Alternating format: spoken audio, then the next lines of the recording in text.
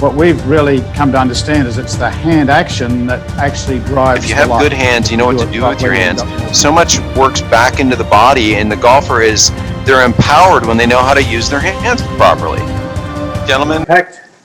It's very important to make an impact on impact, and when you can, you're going to be a lot more consistent as a golfer, that's for sure. So, in the area of consistency, I think a lot of people, their definition of the word pivot or body is a little bit misunderstood, and I think that really makes a golfer less likely to be consistent with their ability to hit the ball solid and to the target. Would you like to share a little bit about the body pivot for us, Martin, and how important it is? Yeah, I think it's interesting. You have pivots can get messed up a couple different ways. I get a lot of juniors that they outrace things. They don't have a good A to B sensation from that their developed backswing A to B back to the golf ball. I get pivots that really don't deliver a shoulder closer to what they're hitting because the club face was never assembled properly at the top. So a lot of your pivot comes from what the hands know and what the hands do. So, getting your hands on correctly is something that precedes a good pivot because you can't have one without the other. So when your hands are on nicely and the club face makes sense, and I know this is kind of tricky, and some people watching this will say, well, Martin, how do you know if the club head makes sense? When you look at things in a mirror and you look at the back of your wrist and the club face, that would be a condition where that would be a way too strong a club face for that wrist condition. Or here's one that we call way open. And when the club face is open, it's pretty amazing how intuitive you get. Instead of hitting a ball way off to the right, you're going to do things where you don't let your right shoulder power. You don't go A to B. You get over the top. The face is wide open. You can't really have a pivot. Sometimes juniors aren't strong enough to go A to B or try to go A to B so hard that their body outraces what their arms are doing. So, working on the behaviors of creating a pivot, I like to say that I like to teach people how to have motion in their feet. My head's not moving left and right now. My head's pretty steady, but my pressure is going back and forth, left foot to right foot. So what helps me kind of turn in my barrel is a sense of pressure left and right in my feet, and my pressure is left for the last time. So my weight's on my left side because I'm not staying idle over a golf ball. I'm always moving. Now I can push forward, and that push forward lets me wind myself into my lead side.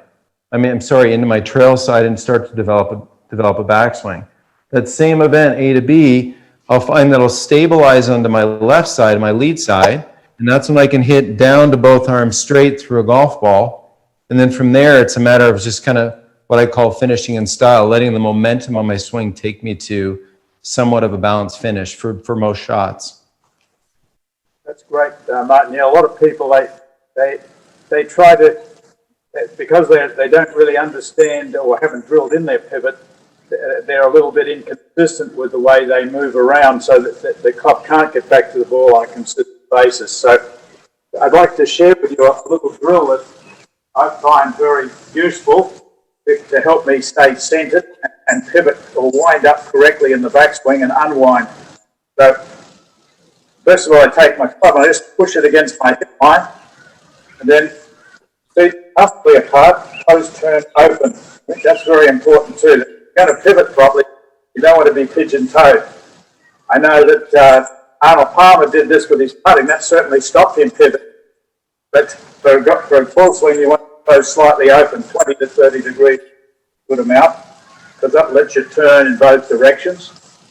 Now, pushing the club against the hip, very important to have the right posture.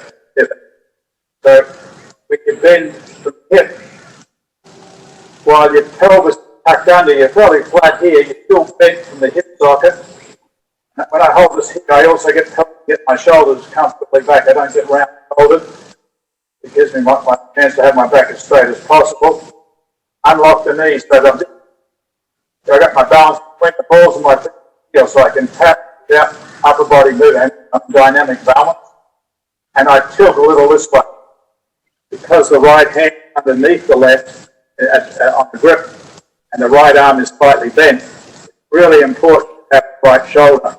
lower than the left. And in the process, you can see my hips get pushed a little forward. Now, with that body position, when I'm in that correct posture, now I can pivot properly. So when I turn back, I don't want to go sideways, and I don't want to go up with the right hip. I want to turn as if in a barrel, and I actually want to feel that the right side actually lowers me with corkscrewing into the ground. If you just keep your hands comfortably there and you're turning it about, you really feel the coil of your hips and your neck against your feet. They're winding up. There's no movement here. You're turning very consistently. If you have a consistent pivot, you're going to be able to have a more consistent golf swing. And you'll find that there's a lock for a low kind of, that's the maximum. Of course, your right leg straighten, then you start to get inconsistent with your pivot. So if we want to do this as a drill, and then we practice the swing and we can feel it in the swing, we're going to be a lot more consistent with our backswing body turn, and therefore we're going to have a more of a chance to repeat the same swing. So Peter, I'm going to ask a question here, and Bob. So a lot of people are going to say, how do you start the downswing, right? Everybody says, how do you start? I get that question all the time. And if I was to say to you, how do you throw this ball? It's interesting how this ball is going one way while my intent to move is going the other. So, I find it interesting that everybody says, how do you start the downswing? And, we're talking about this event of, if I have this intent really to make this club go A to B with intent to hit it far, I'm going to be loaded and ready to brace that sensation way before the time I just stop at the top, just like throwing a ball.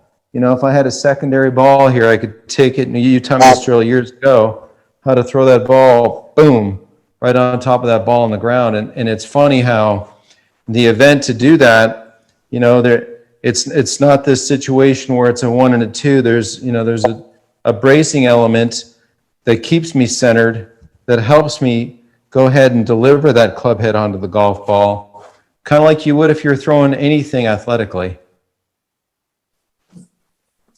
Yeah, exactly. So just getting that's a nice drill to help you learn to make the correct body pivot in the downswing, which is a reaction to the throwing of the club head. But it's so important that when you get to the top of the backswing, you're not trying to transfer weight and slide sideways.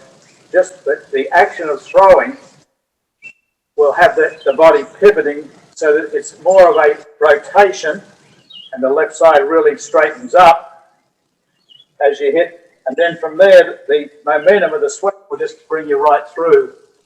So you finish, as Martin likes to say, finish in style. And you're not going to be falling all over the place. You're going to be able to just maintain that easy balance by having the correct throwing intention and attention.